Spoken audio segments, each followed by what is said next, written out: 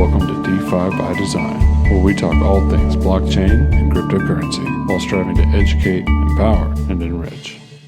It's your boy Andy, and welcome back to the DeFi Slate YouTube channel. Smash the like button on this video, that really helps us out, and sit back and enjoy the content. Thank you very much.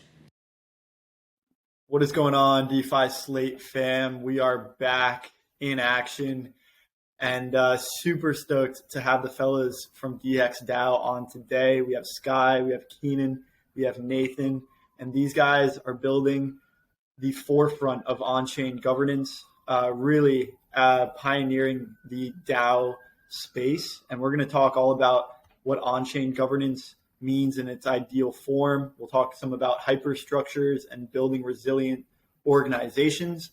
dxDAO is putting on the first community-driven hackathon for hackers by hackers. And we'll talk about Infinite coming during ETHConnect in Bogota, Colombia. And we'll talk about all the exciting things going on in Ethereum and dxDAO. So I have the pleasure to introduce some of these guys. We've chatted with them before, and really they need no introduction. So I will I'll kick it over to Keenan and let him talk about some of the exciting things coming up at dxDAO.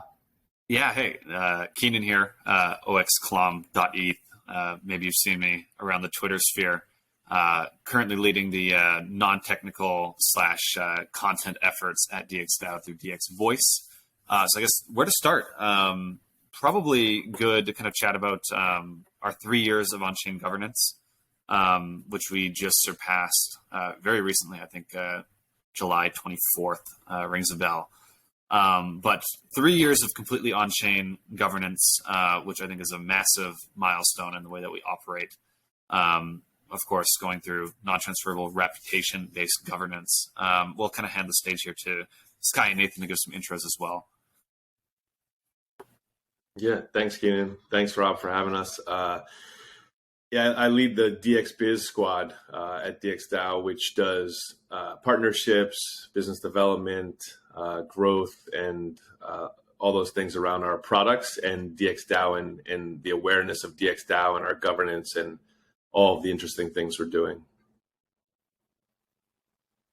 GM, Nathan here. I'm also a part of the DX Biz team under the wing of Sky. Although, to be fair to what dxDAO is, I would like to share a reminder to the listeners if they come across our name for the first time. We are a truly digitally native, remote-only, global collective of freelancers interacting through our governance system, which is a protocol on the blockchain, trustlessly, and we're truly unique. If you haven't heard about us, please look us up, and you'll be up for a good surprise. Sweet. And Nathan, before we hit the record button, you mentioned true leaders kind of lead, from behind the community, and the community, says, "Oh, we did it." When there's an accomplishment, and the leader is kind of, there nodding their head in the background as the community is, fulfilled in their mission. And that's truly kind of like the element of dxDAO is this entire community. And even though there's leads of each of these modules within the entire community, they're kind of in the background, just kind of helping the community move forward. From the context of supporting like their entire team specifically and the entire community more generally. Could you talk a bit about the on-chain governance that, is it a series of smart contracts? Could you unpack kind of what the deployments are on-chain and how each of the individuals that support dxDAO contribute to this on-chain governance and what are some of the contributions that you guys make on a day-to-day basis, and continue, from there the mission of dxDAO? Absolutely. I'd love to. The way one should look at what a DAO really represents is more of a startup mentality of people wearing many hats, multitasking, being comfortable with ambiguity, because we have a completely flat structure. Like there's no CEO, CFO, CTO, COO, CMO, you name them all. Like, for example, Keenan here is pretty much kind of like the CMO, but at the same time, the governance system provides every single individual within the DAO with sovereignty, and we may give Keenan the role of a lead whenever we feel like he's doing the right thing. But at any point the community feels like he's slacking, we can shut it down. And this all happens on chain. Now, the tragedy of the commons is kind of like a problem in economics that occurs when individuals neglect the well-being of society in pursuit of personal gain. Now, and in game theory, this tragedy of the commons is seen as a Nash Equilibrium, where no rational agent cooperates despite it being the strategy that would actually maximize collective payoff. So the definition of a protocol is a set of rules and guidelines for communicating data. And what I see in our on-chain governance system is, specifically on a decentralized distributed ledger like a technology like Ethereum, it serves as this censorship-resistant protocol that enables us as a community to gain our autonomy, be sovereign, and coordinate trustlessly. And we are unique in the space for collectively owning, developing, and governing public goods that benefit everyone and harm no one. And it's been overlooked, even though Vitalik has been chiming about soulbound tokens, which people fret about the term. It scares them. Oh, is this soul bound to like my soul, and am I going to get doxxed? How about censorship resistance and anonymity? There are a lot of mixing of terms, and people go on the fringes, but at the very base, we should truly acknowledge the power of trustlessness that blockchain and smart contracts give us. And this is a new paradigm in coordination that we haven't seen up until this point. And just to quickly support, I know this is going back in time a little bit, Nathan, but just to support that kind of like, CEO, CMO kind of a standpoint that dxDAO has, I kind of interpret it in a way where the on-chain actions kind of are the CEO, the CMO, everything. So I, for example, since Nathan used me as an example and called me a slacker, I, for example, need to put forward a proposal on chain that says these are kind of my responsibilities, and that's effectively the DAO designating the responsibilities that it essentially has, the CMO responsibilities, directly to me. So it's like the DAO has to vote and agree upon those responsibilities, those actions, to effectively give someone the informal delegation of that kind of like role, if that makes sense. Just to kind of give some context to that. Indeed. On one hand, allowing someone to take the lead in a certain effort allows us to scale, because we don't all need to be actively involved in that thing and wasting time and money. On the other hand, when you need to intervene if a certain individual is acting in a way that is going against the interest of the collective, you have that availability, and this is the beauty of the whole setup. And how have you seen these actions play out in practice? Is there? Let's take an example of an initiative that dxDAO is putting forth to the community. Does it start with a snapshot proposal, and then the community, votes on it from there? And then are these on-chain actions interpreted by community and put forth kind of into their lives? Or let's take like the infinite hackathon that that we mentioned kind of at the top of the podcast. How was that idea brought to life? Yeah, and I think just to support that, ideas kind of depend on that delegation of power.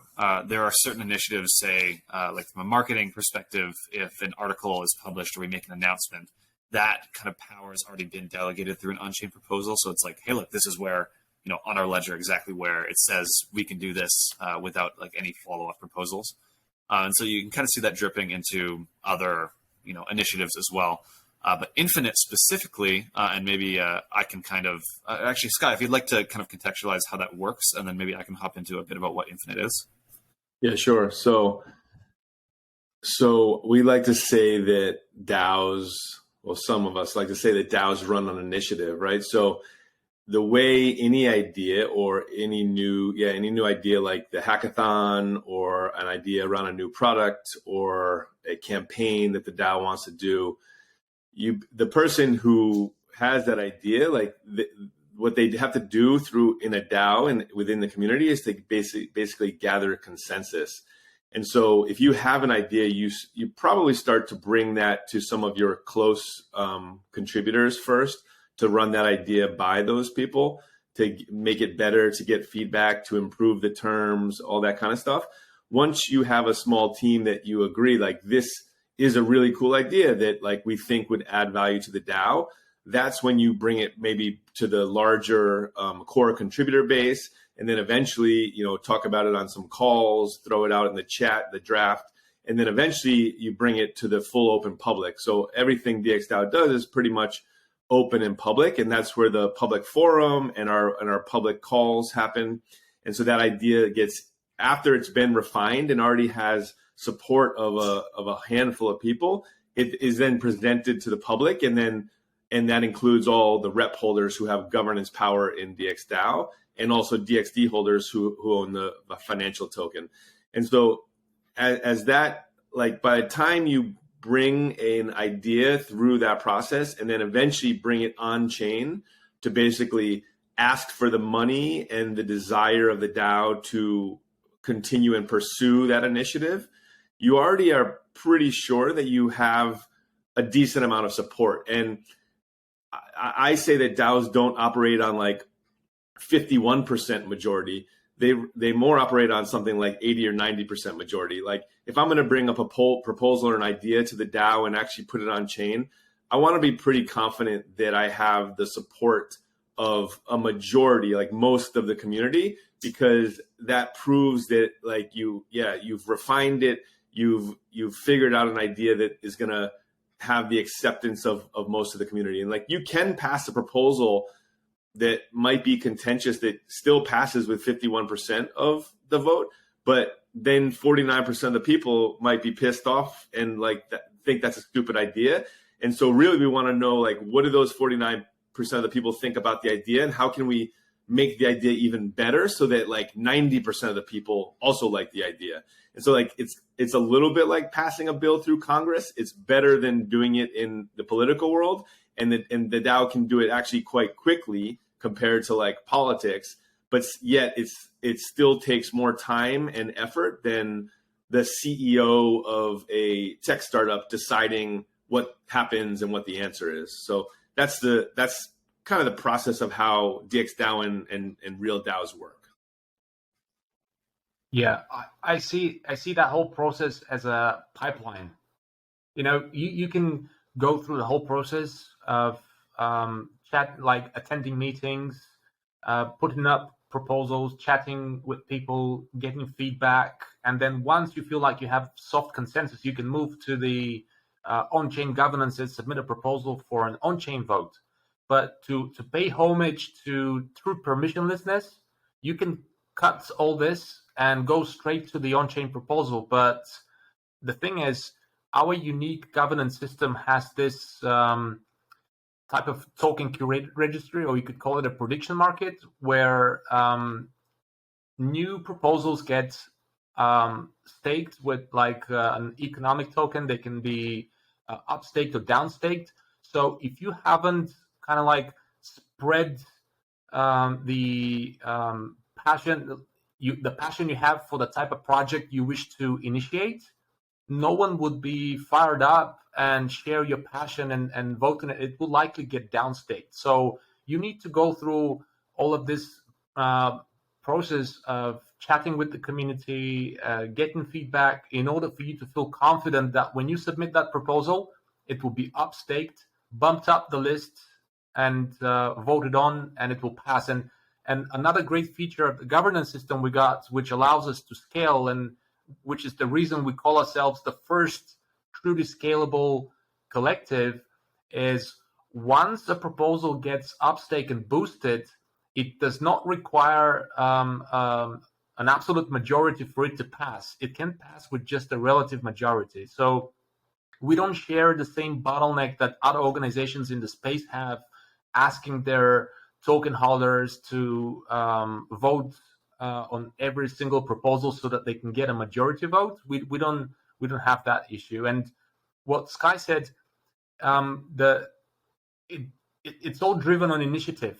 We need entrepreneurial people who don't need to sit and wait for someone to boss them around and tell them what needs doing. If someone approaches the community and says, "Hi there, may I join you and start working for you? What can I do for you?" Like, the moment you ask what you can do for the DAO, it shows that you're not the perfect fit for the DAO. You should do your research, see what the DAO is doing, know your skills really well, know yourself really well, and see where the DAO has a gap that you can fill with your own skills, and approach the DAO confidently saying, "Hey guys, I can add value to this community by doing this and this," and then you will be accepted.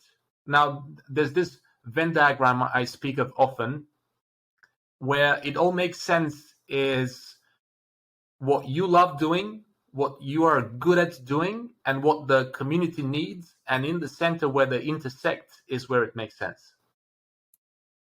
Yeah, and I like see it, do it as kind of a mentality for success in DAOs, at least on a personal level.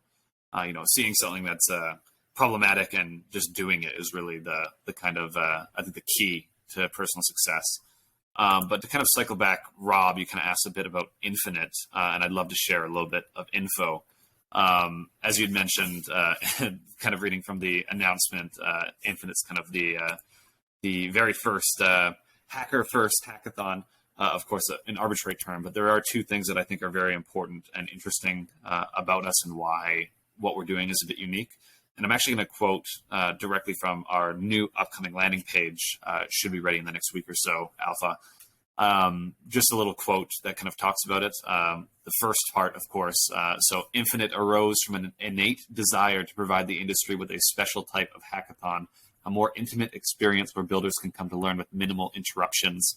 Hackers are able to unleash their innovative and creative energy while avoiding distractions, inefficiencies, and other fuss.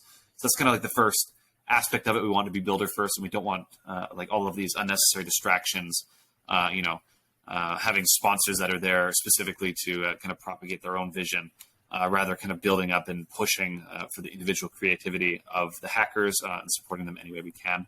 That's kind of like the primary important factor that we think may be missing from some other hackathons, and that we're kind of trying to propagate. The other interesting aspect about Infinite, those I words are tricky, is Infinite's really dynamic. And what we want to do with the Infinite brand is kind of have it as this like kind of global, open, or I guess decentralized is really the fun word for it, kind of brand. So Infinite Hackathon number 0, the inaugural event in Bogota, as maybe Nathan can tell us a bit about in a second.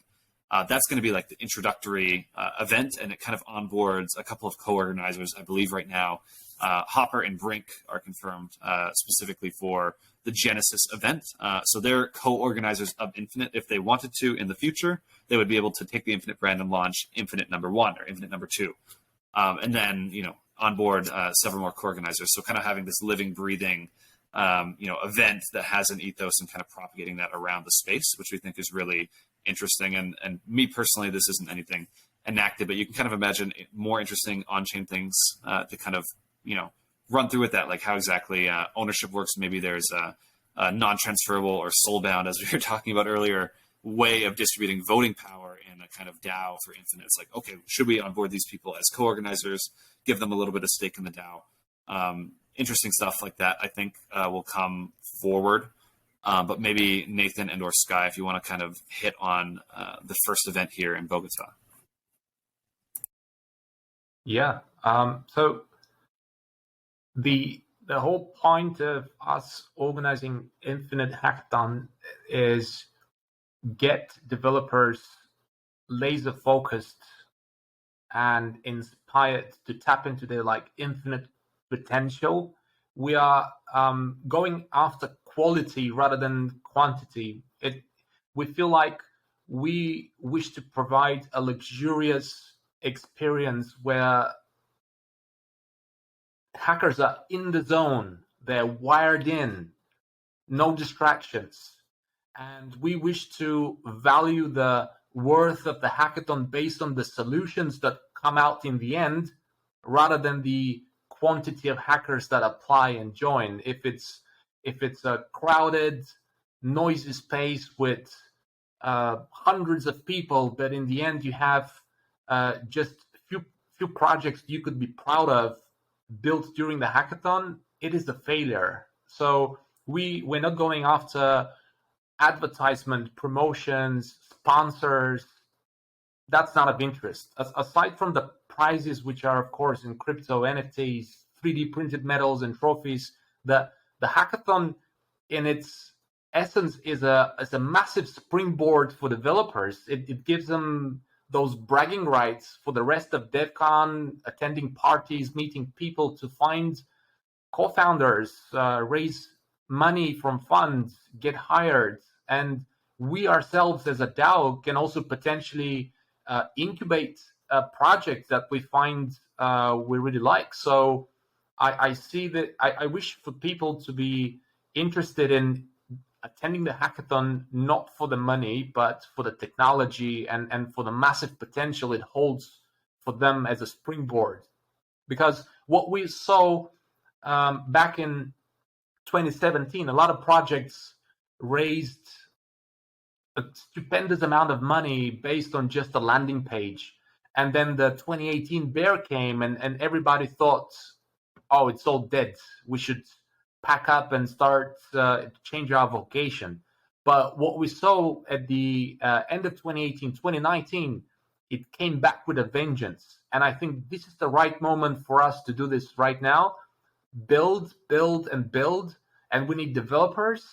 And I know we're kind of in a bear right now, but we will come back with a vengeance. Every time we're coming back stronger and bigger. And the last thing I'll add to that is that our desire is to attract those builders out there that basically align with the values of dxDAO and Hopper, for example. So these values are things like actual decentralization, being true on-chain proper DAOs, privacy. Privacy is like one of the most important things in our space. We're seeing this now more than ever. Censorship resistance, building unstoppable, unconquerable products, and basically making them community owned and public goods focused and things. And so these aren't just, we don't want people to focus on the gimmicky, fun little hack. We want people that care about these aligned values and want to build within that space. And so that's our goal in attracting that crowd. And hopefully, this will be the birth of this kind of new type of hackathon and community. This will be the first one, and then it can hopefully grow from there. Yeah. And I think for privacy, it's like we want to attract these people. We should do a in the form our request the name and date of birth, and if you input those, then you get disqualified automatically. Yeah. Also, when I said we wish to provide a luxurious experience, I often give this example with the Ivy League universities in the United States, where what is valued is the ratio of teachers to students. And in sharp contrast to community colleges where you have a ton of students but not enough teachers, that is not cool. So we focus on us providing developers with the best environment. There will be introductions, talks, and workshops.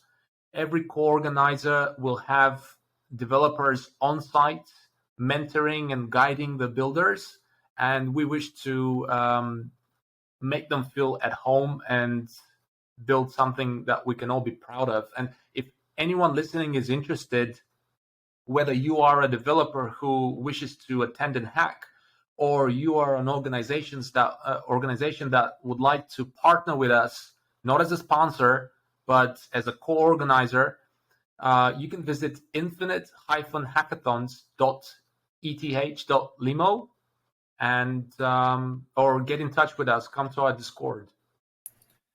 And Rob will be forcing you at gunpoint to stick that in the description, I'm sure. You took the words out of my mouth. We'll absolutely have that link in the intro to this post, as well as in the description. And there's tons of awesome results, and I really like the infinite potential that all these developers share. And imagine combining one's infinite potential with another's.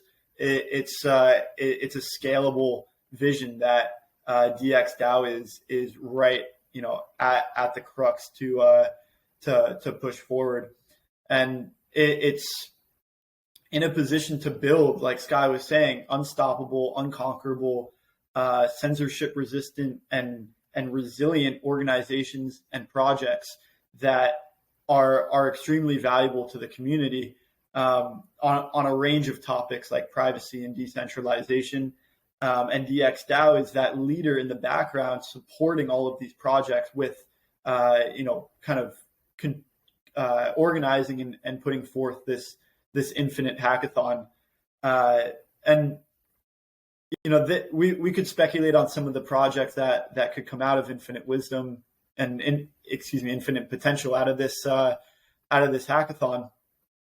I want to switch gears a bit into the resiliency of crypto and blockchain communities to always come back with a vengeance, and kind of speak to the current environment we're in as it relates to like the Tornado Cash situation, and how that is having an impact on it's having an impact on the markets, but we'll put that aside for now, and how it's impacting communities like dxDAO in their unstoppable momentum to put value into this community.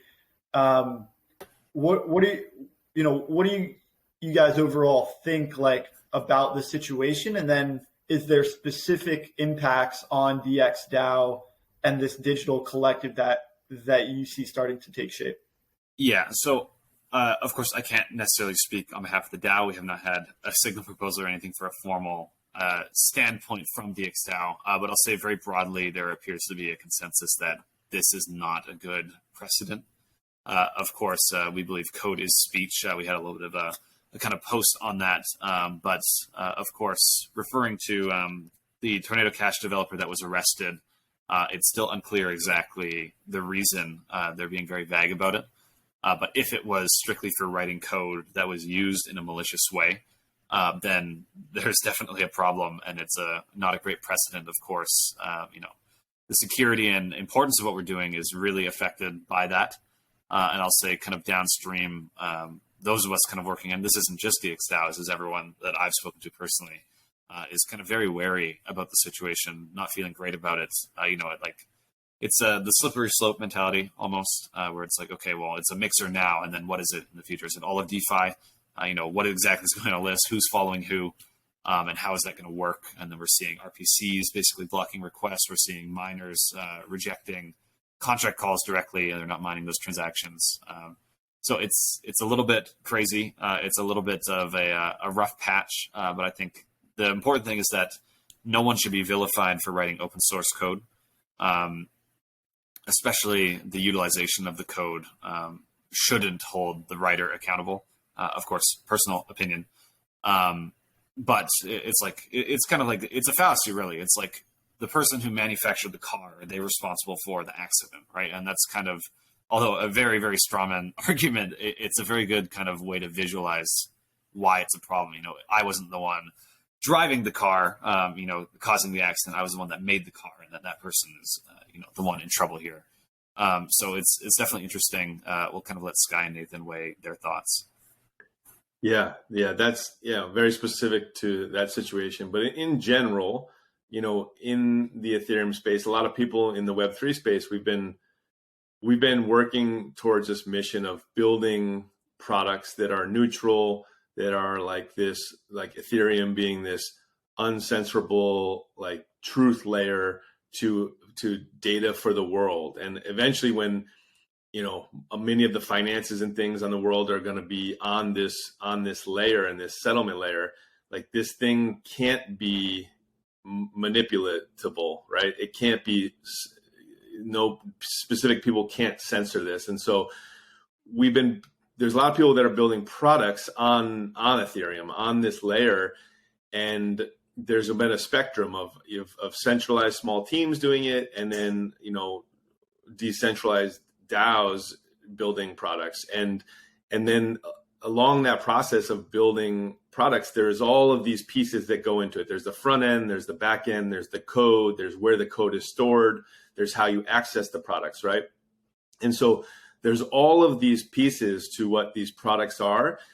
And up until recently, we kind of just, a lot of people were taking mini shortcuts, right? And we're starting to see that any points in those products that are centralized can be either attacked or censored or shut down.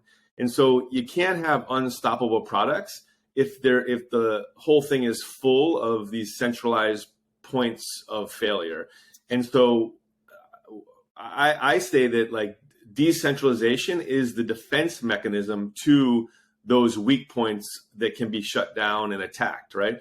And that's from managing the product. Like many communities out there might use a 3 of 5 multi-sig. And even if you trust that 5-person multi-sig, if a malicious person attacks the keys and gets the keys of 3 of those 5 people, they can attack the system, right?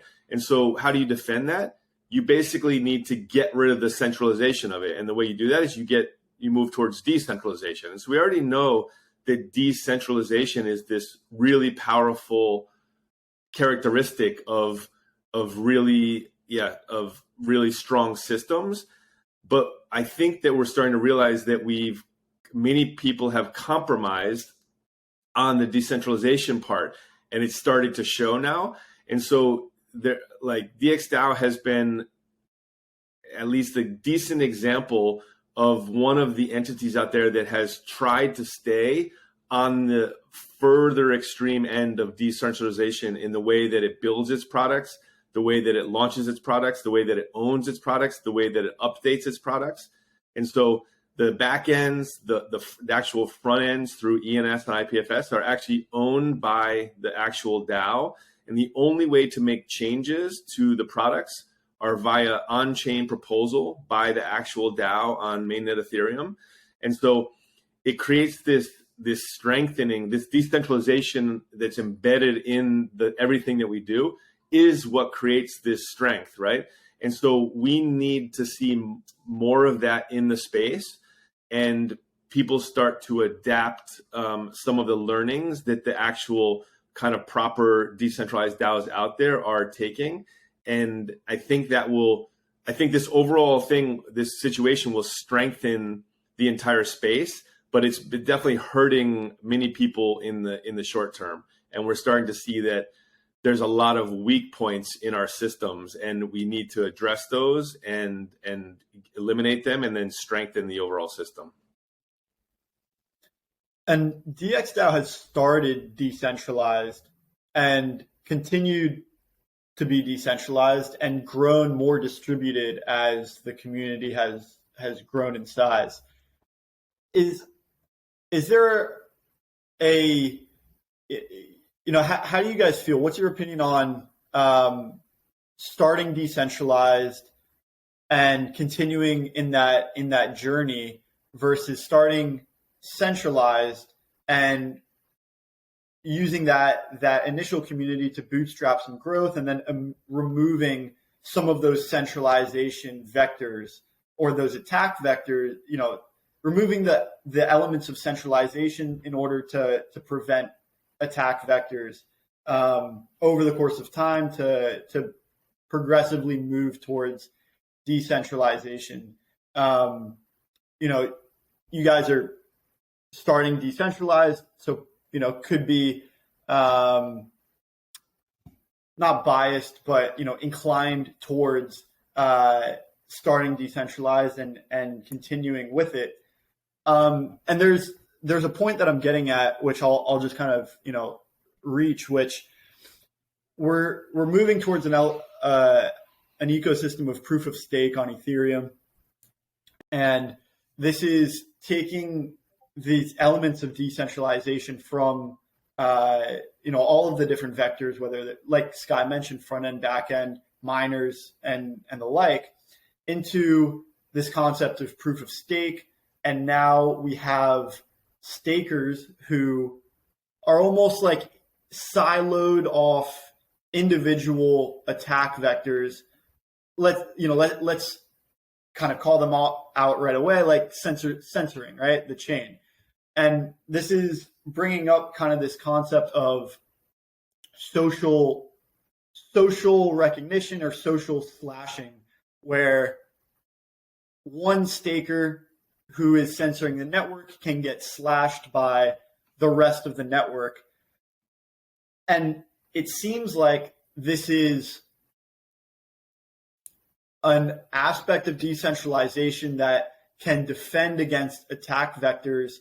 And we're seeing it kind of play out in practice on the Ethereum staking consensus side of things. And then we're also seeing it in terms of, DAOs and governance, and removing attack vectors that are either contained on the front end or the back end, and decentralizing those into, DAO-owned IPF links and front ends, DAO-owned server spaces. And I'm curious if you see a relationship between the two, and maybe some general thoughts on social slashing. If you guys have thoughts on, how do you prevent an attacker from maliciously attacking the network on, let's say it's an IPFS link, and then we'll get kind of into the social slashing elements of Ethereum and how you might see that playing out. Well, it is a whole ecosystem, a whole industry in transition, because not the entire blockchain industry. Ethereum in itself has so many applications running on it. It is a whole industry in and of itself. DeFi pretty much started with Ethereum and is almost confined to Ethereum. So this whole industry is in transition now with the pending merge. And up until this point, we've had proof of work. After the merge, we will be moving on to proof of stake.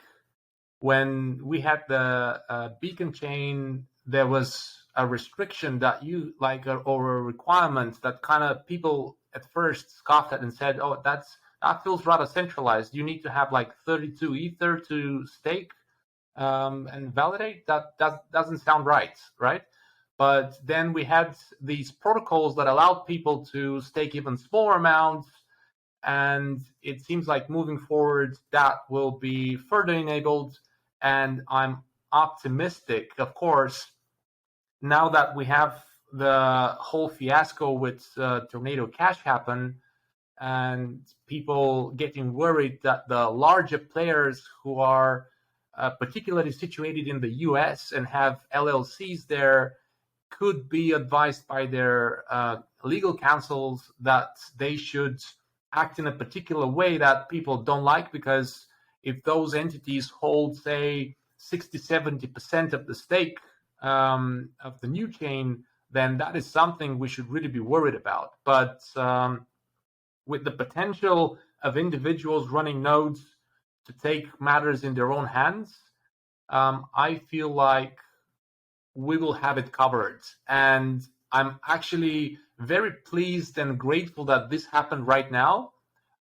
Sooner rather than later, people started kind of like waking up to the fact that all this time we've been too comfortable and not really paying attention to the foundation that we need to lay that will secure our future, because it seems like it is still a bit shaky, and this is a wake-up call for us to take matter in our hands and make sure we make it stable so that it can support us, because we are definitely growing it larger in the future.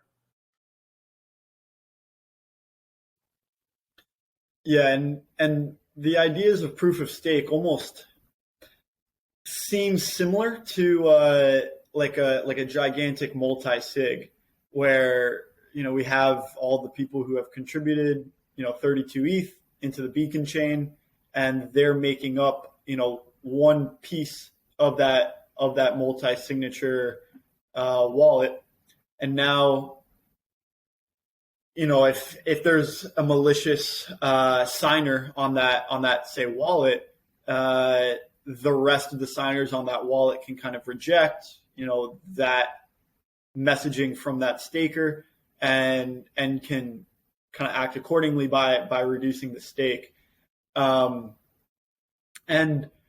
this is an element of decentralization. It's kind of the wisdom of the crowd, in a sense, where the consensus of the entire community is making the decisions rather than one particular entity or individual. Yet, I remember watching one of the Ethereum core dev calls, I think on August 18th, and there was a split almost in the community where some of the social slashing mechanisms started to sound like we were censoring the censors, and then obviously that just creates new censorship. So I'm curious if you guys maybe you've seen something similar, if there's like potentially malicious proposal on dxDAO, or if you guys have thoughts generally on like how best to navigate the decentralized defense against malicious attackers. I can quickly start this, Sky. Sorry, Sky. I think from dxDAO's standpoint, particularly, we have a couple mechanisms in place that kind of prevent that. First and most importantly to me is holographic consensus, which I believe Nathan was referring to earlier. But basically the idea that a proposal is submitted requiring majority to pass, but relative majority and if you kind of stake capital. So you need at least 50% of the DAO to agree with you unless you put forward capital. And the reason that's important is because you're taking the risk of putting forward that capital in order to move the proposal along. And then there's also like the quiet ending period, which we have basically if there's any flip of the for or against kind of final resolution, then it cycles back, gives you another 24 hours. So it gives a lot of ample time to kind of participate in that governance process. The other important thing, and I'm not sure, I think we're working to this in our new model. Correct me if I'm wrong, Nathan, maybe. But I believe we have an arbitrary limit to the treasury where it's kind of segmented and you can't drain it with a single proposal. So if there was a attack that managed to be successful, it wouldn't have the damage that it could potentially have. I think you can correct me if I'm wrong, Sky or Nathan. I think that's coming in our new model, DAV. But those are kind of two like safety mechanisms that we think are important from the proposal side of things. I'm not sure if you guys have anything to add. Yeah, I mean, so specific to moving to proof of stake, it's a very complex topic. my opinion is that if I think that this base layer, which is Ethereum, has to remain neutral, right? If it doesn't remain neutral, then the whole thing basically doesn't mean anything anymore, right? And so the idea was to have a base layer that is fully neutral. And so if validators of that neutral chain are censoring transactions, what can go into blocks and what blocks can be built on from, previous transactions in previous blocks and things. If that starts to be censored, I think the whole thing becomes not what we need. And so there are some public Twitter discussions and things, and some large validator groups, like some exchanges and things, I think are already putting out opinions about this, that if they were being forced to censor, that they would stop validating blocks and things like that. So I think we need to move towards we need to maintain the neutral platform that it is.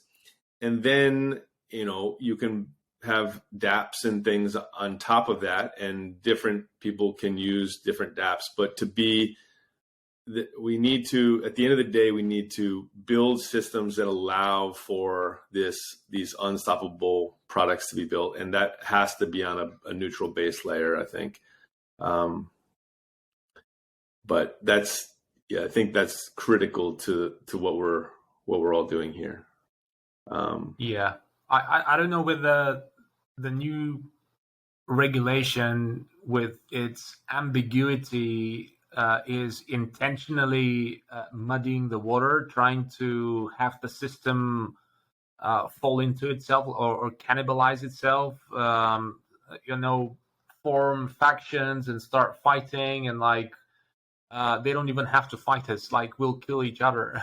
So and with the model of ultrasound money, of course, this also kind of thing at the back of people's heads in the future.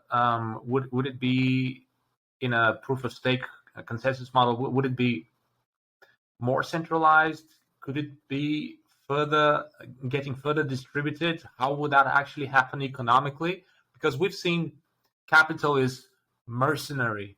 It's opportunistic. And if there really is a fork that follows censorship, then quite a bit of money drain could flow out and go to that system.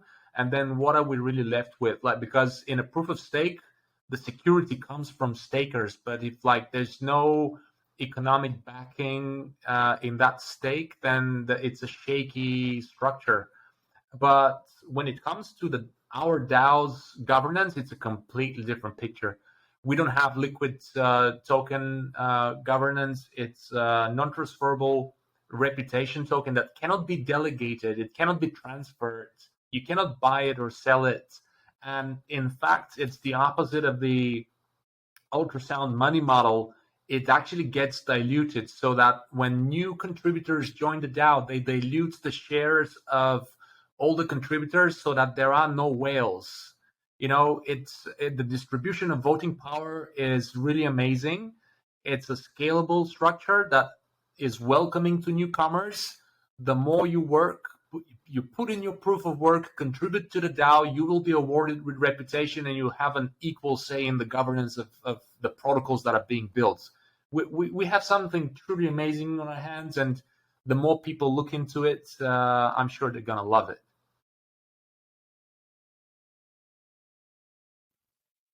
Awesome. Yeah. The concept of two tokens, right? One has reputation that's non-transferable, which is just that. It's the reputation, and it is the say that one has in the governance process of dxDAO, and the financial stake that someone can also append to a proposal and almost bolster it with a financial stake, which, plays a balance with the reputation that's required to ultimately instantiate that proposal. I'm curious, maybe Ethereum could implement a similar model. This is purely speculation at this point, but it seems like, we're kind of really leaning into that financial stake model, and there isn't a whole lot of the non-transferable reputation that goes along with that. I even heard on this call that there was some discussion of electing like a council, and that could serve as like kind of like the recipients of this non-transferable governance token that might elect to target slashing on one relay or staker or something. Keenan, what do you think? Yeah, so I think, well, first of all, I think what we're doing with Governance 2.0 is very important. And just as a quick context, I think we mentioned it earlier, but Governance 2.0 is our non-transferable reputation, kind of backed up by the financial asset of DXD, giving a say to DXD holders our financial token, as well as kind of combining that with reputation. So the easy way to kind of visualize that is if you're a contributor, you have to back up your say with the associated financial token to show that you have skin in the game to exercise that reputation. And likewise, if you purchase a boatload of DXD, you need to show that you have some commitment to the DAO to exercise that voting power. Be it through commitment to the community, on-chain proposal of some kind, kind of backing that up. I think that's very, very important. And one thing, and maybe this is a bit of a hot take, I think that Governance 2.0 should be everywhere. Of course, we haven't had a full experiment with it. So maybe, in practice, there's some challenges that we're not visualizing yet. I think that everyone should have it. But Ethereum, in that specific case, I feel as if it should be weighted much more heavily towards reputation as opposed to financial. Of course, there's a different dynamic when you consider validators. But I think that reputation is kind of what matters most in this kind of censorship-resistant, personally, I don't want Ethereum to turn into this like money-chasing protocol, right? And it's not that financial token holders and Ethereum or ETH holders shouldn't have a say necessarily. That's not what I'm saying at all.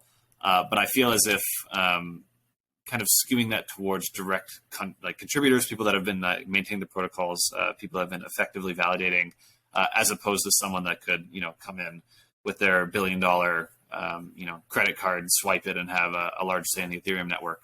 I think that dynamic shouldn't exist. So I would say Ethereum specifically, I would prefer a much more closer to a reputation-weighted model. But that's, I guess, a bit of an opinion. I don't know if anyone shares that here.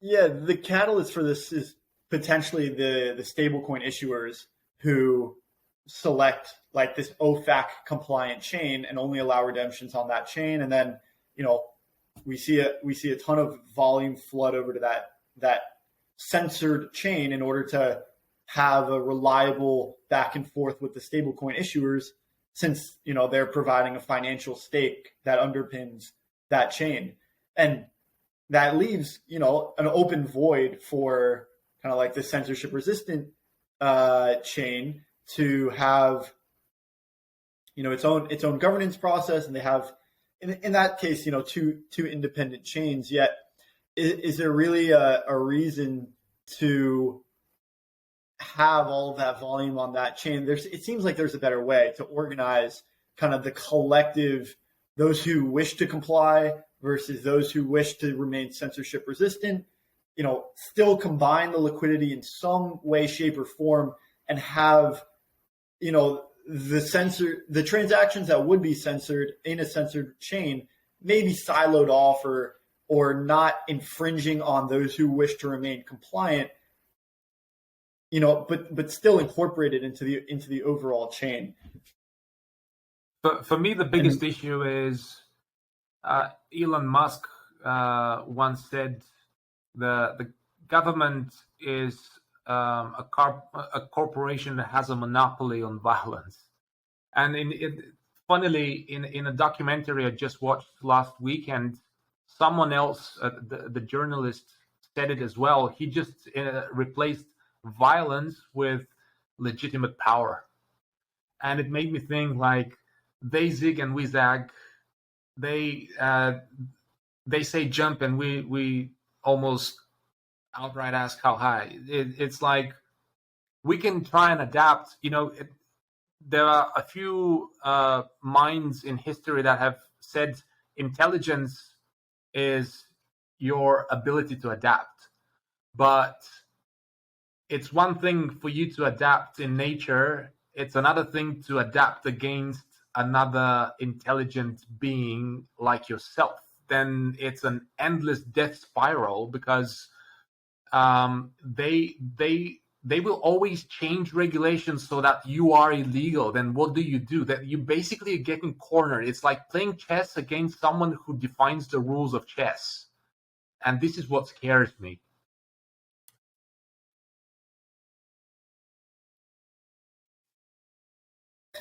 Interesting. Yeah. The monopoly they have on legitimate powers is a concerning one, since like you're saying, they can simply change the rules, and it does kind of indicate that the government is an opponent, and I don't quite share that view, where I think of it more like the analogy, Nathan, that you mentioned at the top of the podcast, where like this government should be kind of like a shadowy figure in the background as the communities fulfilling the mission, and the government is simply there leading it. But it's almost a two-way street, because there's no individual that's leading the government. It's like it is the collective, and it's almost like the community itself, and every one of us as individuals could be like the shadowy characters in the background that are lifting up the government, and the government's kind of fulfilling the mission that we wish to fulfill it on. It's a question of how and this is getting back to like Ethereum classic days, but like how immutable do we wish to make these rules? The government can simply change the rules of chess and then we have to comply, or do we wish to remain immutable and not real, and just live by solidified rules, and then it's very clear what to live by and what to not, but then we remove or decrease the level of adaptation that we each have, and kind of like that level of flexibility and freedom that we have to maneuver and adapt. It's yeah. I mean, how they capture black hats through honeypots, and so what if they just sit back, wait until we ourselves build that big honeypot, and then they just say, okay, you're now ours, you're trapped in, you build your own cage. Like, they at one point, whether that's through the lobby of VCs or not, I don't know, but they declared Ether not a security. Like, what is guaranteeing us that in the future they will just not flip the switch and say, oh, it's a security, and then it's all over? That easy. But they don't want to do it until you show your face. They'll let you grow, build it up, and then when you think you are at your best, then they will attack. Like, if you want to say, if you're some crazy totalitarian dictator in some country that you don't like football fans, you find them all bad hooligans. How do you capture them? How do you lock them up all? You build the biggest stadium, you create the best tournament, get them all to turn up, buy tickets, turn up, and then you lock them in. So they just wait for us to build our honeypot ourselves, and then they'll lock us in it. Nathan talking about totalitarian dictators like he isn't one in this example. I just wanted to quickly comment on what you said before, Rob, not to segue or kind of derail Nathan, but just kind of highlighting how you kind of said the dynamic between the DAO and the community kind of moves in on itself. It's kind of like the Ouroboros dynamic, where like the DAO governs the community, directs the community, but the community controls the DAO. So it's like kind of this, infinite, of course, not to plug infinite again, but it's this kind of infinite dynamic where it's like, the community working with itself to direct itself to, you can add twos forever, basically, right? I just wanted to quickly comment on that because I thought it was interesting. Yeah, and in the example of dxDAO, the community has all of the decision-making power on what the DAO says to do, right? Like, we talked extensively about the relative majority, if there's a financial stake, and then the absolute majority if there's not. And I'm fairly certain like this OFAC decision was chosen by maybe 12 people in a room to represent one person. Okay, well, yeah, call it centralization, so they're making decisions to represent like the entire global population. This OFAC list impacts not just Americans, but it impacts people worldwide, and people that are members of digital nation states as well. And I mean, all of us in this room, this digital room, we understand, and my opinion is agree with the elements of decentralization as a valuable tactic to remove malicious actors, or at least mitigate them. Yet the government just hasn't caught on, and that's just I guess the traditional politicians, those actors who are still hold this monopoly on legitimate power, or at least are at the fingertips of violence. They have violence at their fingertips. They still, whether it's a individualistic monopoly that they wish to cling on to. Nathan, you mentioned kind of Nash Equilibrium, that even though it's for decentralization is best for the collective good, these people in power don't wish to establish it since it would effectively remove their power. And ultimately, like all of us in this room understand and agree that decentralization is the solution to these centralized attack vectors. Yet that solution still hasn't made its way up to the executive branch and the White House or DC, whatever you want to call it. So I'm hopeful that kind of a new era, this new generation of kind of digital nomads, but also those who just generally understand the benefits of decentralization can start to educate those in office, as you will, and like those with governmental power about the benefits and the value of decentralization, so that we don't see these centralized choke points, which could pave the way for malicious actors to take advantage of the collective. Well said. Yeah. I also want to joke how you kind of implied that there was governance in this room. So going to kick Rob off his own podcast here. But kind of circling back a little bit to the start of that, I think you kind of mentioned like government authority and like the centralization of the decision-making process in kind of, I guess, referring to the United States, but maybe more globally. It's really an interesting topic, and it's like, can the globe effectively become a DAO? Like, can you have the entire world operating one single DAO on behalf of the planet? Can you have, countries operating on their own DAOs? Of course, this is like very forward thinking, but we actually did have an ex-contributor, Caden, that used to contribute to dxDAO, that wrote a series called Why DAOs? And part 2 of that series, he kind of titles The New World Order, if I remember correctly. And it's kind of the power of international DAOs. And it's like, how can a DAO on like a country level remedy international kind of like disputes, coordination failures, like, for example, the global climate crisis, pollution, security. I think it's kind of like an interesting thing to kind of look towards. And it's like, will the people in power let it come to a stage where the people can even make those decisions? Or is there some other system that kind of remedies that in the long term? That's kind of a good introspective thing, I think, to kind of think about.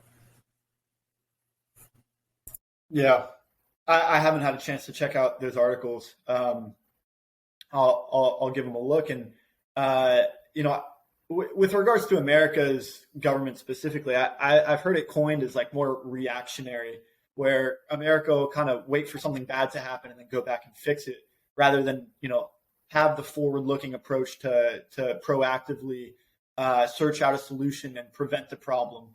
And I think what you're talking about is especially important kind of as we look to like interplanetary societies.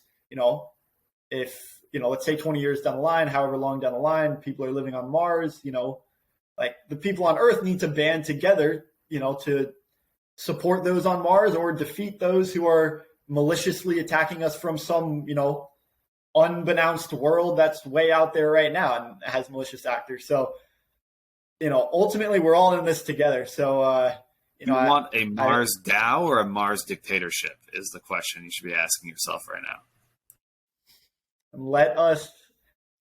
Do we have consensus to close out on that note and leave the audience with, I vote yes. Nice. Yeah. All right. Sounds good, guys. Cheers. It's a pleasure as always. Thank you very much. Loved every bit of it.